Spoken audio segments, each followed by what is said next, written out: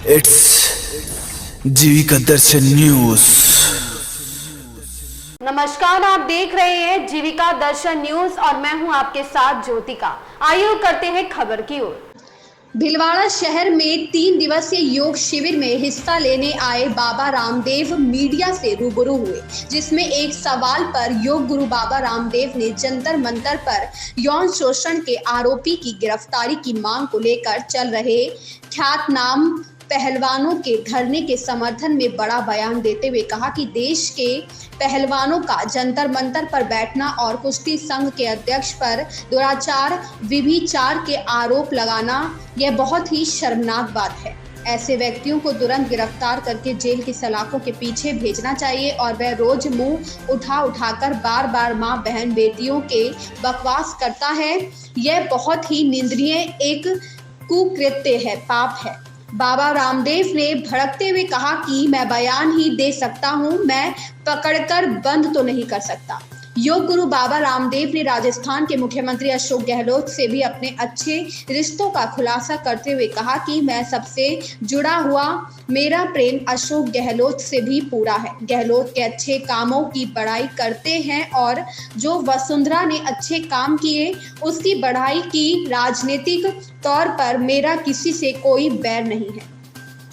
Political vision रखना अलग बात है, मगर राजनीतिक रूप से कुछ पक्षपात करना या राग द्वेष करना वो स्वामी रामदेव नहीं करता है। स्वामी रामदेव ने कहा कि मैं राजनीतिक रूप से थोड़ा मुंह फट आदमी हूँ, वैसे कुछ गलत नहीं निकलेगा, फिर भी निकल जाए तो भीलवाड़ा में 3 दिन का योग शिविर राजनीतिक अखाड़ा बन जाएगा। इसलिए राजनीतिक रूप से सब प्रश्नों का उत्तर देने में सक्षम हूँ।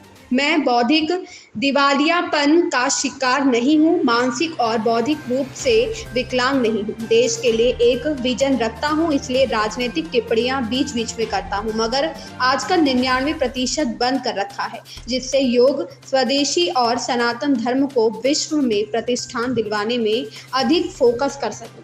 मैं राजनीतिक दृष्टि से टिप्पणी करता हूं तो मामला थोड़ा उल्टा पुल्टा होकर चारों तरफ आंधी तूफान से आने लगते हैं। भीलवाड़ा से भेरूलाल माली की रिपोर्ट। अकबर महान, अरे महान तो महाराणा प्रताप है, महान तो छत्रपति शिवाजी है, महान तो हमारे वो पूर्वज है जिन्होंने शौर्य वीरता और जिनके सच्चरित्रता का इतिहास देश यानी पूरी दुनिया के लिए प्रेरणा, पूरी दुनिया में रामायण महाभारत की अब जो है चरित्र पढ़ाए जा रहे हैं। तो हमारे यहाँ पर सच्चा इतिहास बोध नहीं होती, सच्चा इतिहास बोध होना ही चाहिए। ये जो सेकुलरिज्म के नाम पर जो पूरे देश में एक बौद्धिक आतंकवाद जो फैलाया जाता है वो ठीक नहीं है। इंटेलेक्चुअल टेररिज्म इसको कहते हैं। इंटेलेक्चुअल टेररिज्म, ये रिलीजियस टेररिज्म, ये पॉलिटिकल टेररिज्म, ये कॉर्पोरेट टेररिज्म, ये बहुत तरह का है। ये मेडिकल टेररिज्म, इसमें ज्यादा बोलूंगा तो फिर आप लोग योग से भटक जाओगे। देश के पहलवानों का जंतर मंतर पर बैठना और वह भी एक कुश्ती आयोग के अध्यक्ष पर दुराचार व्यभिचार करने के आरोपों के साथ, ये बहुत ही शर्मनाक बात है। ऐसे व्यक्ति को तुरंत गिरफ्तार करके जेल की सलाखों के पीछे भेजना चाहिए। और वो रोज जो है मुंह उठा करके मां बहन बेटियों के बारे में बकवास कर रहा है, ये बहुत ही निंदनीय है, एक कुकृत्य है, पाप। देखो मैं बयान नहीं दे सकता हूँ ना, मैं जाके पकड़ के ठोकू तो नहीं। मैं सबसे जुड़ा हूं, मेरा प्रेम तो गहलोत जी से भी पूरा है। गहलोत जी हमारी को बहस खोल रखी है, कोई मुझसे कोई बैर थोड़ी है। गहलोत जी भी अच्छे काम कर रहे हैं, उनकी भी बड़ाई करते हैं। जो अच्छे काम वसुंधरा जी की उनकी भी हमने बड़ाई की। हम देखो राजनीतिक तौर पर हमारा किसी से बैर नहीं है। तो ये देखो, एक पॉलिटिकल विजन रखना एक अलग बात होती है, राजनीतिक रूप से कोई पक्षपात करना या रागत द्वेष करना वो स्वामी रामदेव नहीं करता है। हमारा कार्य है अच्छे कार्यों को, अच्छे लोगों को गौरव देना।